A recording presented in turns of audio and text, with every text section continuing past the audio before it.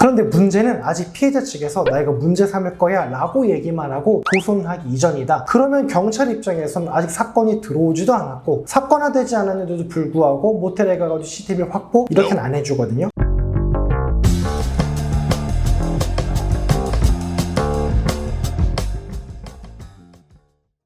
네, 안녕하십니까. 검사 출신 형사전문 변호사 용성호 변호사입니다. 오늘은요, 억울하게 성범죄로 누명을 썼을 때 어떤 증거들을 가장 먼저 확보해야 되나에 대해서 한번 말씀을 드려보도록 하겠습니다. 억울하게 강간죄 혹은 준강간죄로 고소를 당하거나 상대방 측에서 내가 이거 문제 삼을 거야 라고 말을 해가지고 당황하는 경우도 굉장히 많으실 거예요. 그때 부랴부랴 영상을 보면은 이럴 땐 이렇게 하셔야 돼요, 저렇게 하셔야 돼요. 너무나 많은 분들이 여러 가지를 말씀해 주고 계시는데 제가 봤을 때 제일 중요한 거는 그 단계에서 어떤 증거를 최대한 빨리 확보하느냐, 이게 제일 중요한 것 같아요. 그게 왜 그러냐면은 어떤 증거들은요 시간이 흘러버리면 더 이상 확보할 수가 없어집니다. 그러니까 변호사와 상담하는 것도, 경찰에 가서 내가 대응을 하는 것도, 진술을 어떻게 하는 것도 시간이 지나서 가능하지만, 또한 어떤 증거들은 시간이 많이 흘러도 여전히 남아있지만 몇몇 증거들은 시간이 조금만 흘러도 삭제되고 없어져 버리기 때문에 그 유리한 증거들을 확보해야 된다라는 게 중요할 것 같습니다. 그래서 오늘은요, 내가 강간죄나 준강간죄로 억울하게 사건에 휘말렸다라고 한다면 가장 먼저 확보해야 되는 증거 두 가지 한번 말씀을 드려보도록 하겠습니다. 먼저 첫 번째입니다. 많은 분들이 알고 계실 텐데요, CCTV입니다. CCTV의 경우에는요 보통 일주일에서 2주일, 정말 길어도 한 달이 지나면 대부분 다 없어집니다. 그렇기 때문에 상대방 측에서 문제를 삼겠다라고 하면요 반드시 CCTV를 먼저 확보를 하셔야 되는데, 문제는 내가 숙박업소에 가가지고 선생님 제가 지금 이런 일을 휘말리게 됐습니다, CCTV 좀 저 복사해 주세요 라고 하면은 그게 모텔 측에서는 CCTV를 절대 복사를 해주지 않습니다. 그렇기 때문에 경찰과 같이 가셔야 되는데요, 여기서 문제가 발생합니다. 문제가 뭐냐면요, 내가 만약에 고소를 당했어요. 그러니까 피해자가 나를 고소를 한 겁니다. 그러면 사건이 진행 중이니까 내가 경찰에 가가지고 CCTV를 복사해 주세요 혹은 CCTV를 확보해 주세요 얘기할 수 있습니다. 그런데 문제는 아직 피해자 측에서 나 이거 문제 삼을 거야 라고 얘기만 하고 고소는 하기 이전이다. 그러면 경찰 입장에서는 아직 사건이 들어오지도 않았고 사건화되지 않았는데도 불구하고 모텔에 가가지고 CCTV 확보 이렇게는 안 해주거든요. 그러니까 이럴 땐 어떻게 해야 되냐, 바로 민사적인 방법을 최대한 활용하셔야 된다는 겁니다. 증거보존 신청이라는 게 형사에만 있는 게 아니라 민사에도 있는 거거든요. 그러니까 만약에 사건화가 되지 않았다, 사건화되기 전이다 라고 한다면요 경찰한테 얘기할 수는 없으니 법원을 통해서라도 CCTV를 확보하는 게 반드시 필요하다 라고 기억하시는 게 좋을 것 같습니다. 두 번째입니다. 상대방과의 대화 내용입니다. 우리가요 상대방과의 대화 내용 같은 거 하루 이틀 지나가지고 지워버리려고 하고요, 또 만약에 상대방이 문제 삼으려고 하면은 내가 이거 갖고 있으면은 괜히 나한테 불리한 거 아닌가 해가지고 카톡 채팅방 나가기를 눌러가지고요 증거를 갖고 있지 않은 경우 정말 많습니다. 그런데요 거기에 다소 불리해 보이는 정황이 담겨 있다고 하더라도요 그 카톡 내용을 갖고 계신 게 중요합니다. 왜냐하면요 그걸 갖고 계셔야 변호사가 사건을 객관적으로 파악을 해드릴 수 있고요, 무엇보다 나한테 약간 불리한 내용이 있는 것 같다 라고 삭제한들 상대방이 어차피 그걸 갖고 있는데 내가 그걸 삭제한다고 달라지는 건 없지 않겠습니까? 물론 텔레그램 방처럼 내가 그 방에서 나가면 상대방 역시 그 대화방을 볼 수 없는 구조다라고 한다면 그게 의미가 있을 수도 있겠지만, 카톡방 같은 경우에는 내가 그 방에서 나가도 상대방이 그 카톡방에 남아있다고 한다면 그거를 계속해서 볼 수 있기 때문에요 대화 내용을 나가거나 삭제하는 거는 반드시 피하셔야 됩니다. 특히나 많은 분들이 소위 말하는 원나잇 이후에 시간이 어느 정도 지나가지고 한두 주 지났음에도 불구하고 상대방한테 별다른 연락이 없으면요 대화방 나가서 더 이상 갖고 있지 않은 경우 정말 많은데, 문제는 상대방 중에서 2달 있다가 3달 있다가 나 고소하겠다 라고 하면서 연락 오는 경우가 많습니다. 그러니까 내가 그 카톡방을 영구히 보관할 수는 없다고 하더라도요 최소한 대화방 내보내기라는 기능을 통해서라도 그 카톡 대화 내용 파일들은 갖고 계셔야 내가 나중에 억울한 일을 휘말렸을 때 그것들을 가지고 충분히 변호를 할 수 있다는 겁니다. 그 외에 필요한 부분도 물론 많죠. 실제 카드 결제 누가 했느냐, 통화 어디서 언제 했느냐, 이런 것들 많은데, 근데 통화 내역 같은 거는 1년 동안 보관이 되고요 카드 결제 내역 같은 거는 거의 무한하게 보관이 됩니다. 그렇기 때문에 다른 증거들은 조금 더 뒤에 확보를 해도 괜찮지만, 제가 말씀드렸던 두 가지 증거, CCTV의 경우에는 통상 일주일 이내, 그리고 카톡 대화방 같은 경우는 많은 분들이 바로 나가긴 하니까 그렇게 하지 마시고 보관하고 계시는 게 가장 좋고, 그런 증거들을 가지고 변호사를 찾아주셔야 더욱더 정확한 상담을 드릴 수 있을 것 같습니다.